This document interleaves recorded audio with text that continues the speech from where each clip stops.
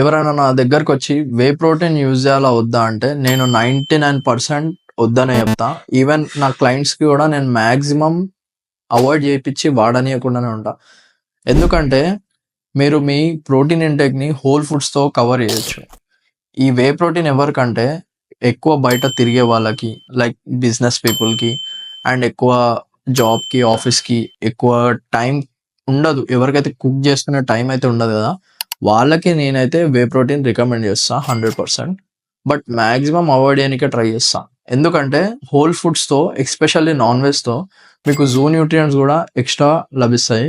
So, దీనివల్ల మన health అనేది ఇంకా మంచిగా అయ్యి, ఇంకా ఎక్స్‌ట్రా న్యూట్రియంట్స్ అనేవి మనకి ఈజీగా హోల్ ఫుడ్స్ నుంచి దొరుకుతాయి.